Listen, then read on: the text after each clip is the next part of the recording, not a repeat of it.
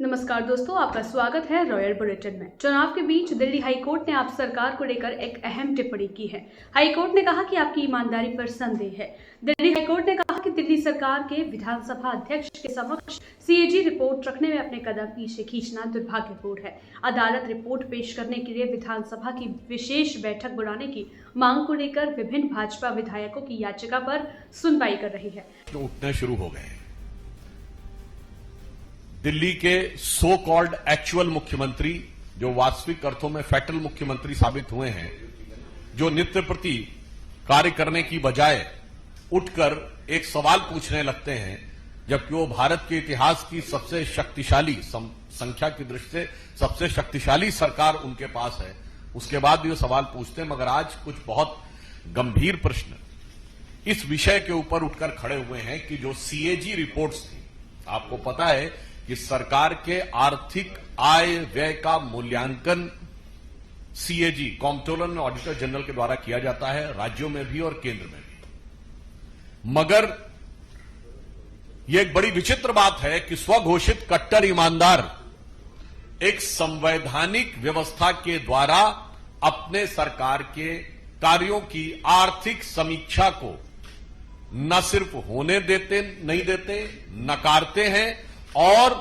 सदन के पटल पर रखना नहीं चाहते हैं। और इसलिए दिल्ली हाईकोर्ट ने भी जो प्राप्त सूचना है मीडिया में, उसके अनुसार दिल्ली हाईकोर्ट ने एक ऑब्जर्वेशन यूज किया है कि Delhi government is dragging its feet, यानी अपने कदम खींच रही है इन प्लेसिंग द सीएजी रिपोर्ट, अर्थात दिल्ली की सरकार सीएजी की रिपोर्ट सदन के पटल पर रखने से कदम पीछे खींच रही है। यह दुर्भाग्यपूर्ण है। The exact word is the Delhi government is dragging its feet in placing the CAG report is unfortunate.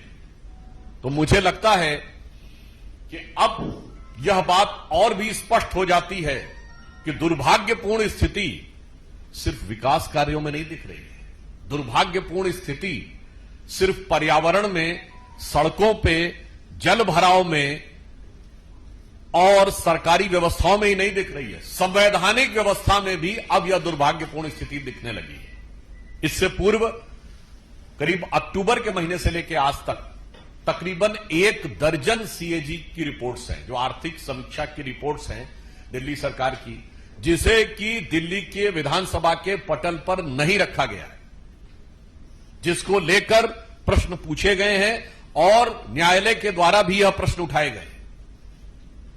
और बहुत मजेदार बात यह है कि स्वघोषित कट्टर ईमानदार के द्वारा संचालित सरकार में दिल्ली के विधानसभा सेक्रेटेरिएट ने 11 जनवरी को, इसी 11 जनवरी 2025 को यह कहा है, there is no use of tabling the reports, यानी कोई आवश्यकता नहीं है रिपोर्ट्स को टेबल करने की। जबकि हमारे 7 विधायकों ने इस विषय को लेकर लिखित प्रतिवेदन विधानसभा अध्यक्ष को दिया कि जो जो सरकार की आर्थिक समीक्षा की रिपोर्ट्स आ रही हैं, उन्हें सदन के पटल पर क्यों नहीं रखा जा रहा है। मगर मैंने कहा ना, स्वघोषित कट्टर ईमानदार अपनी सरकार की आय व्यय का लेखा रखने को आवश्यक नहीं मानते, जबकि न्यायालय उसको दुर्भाग्यपूर्ण मान रहा है।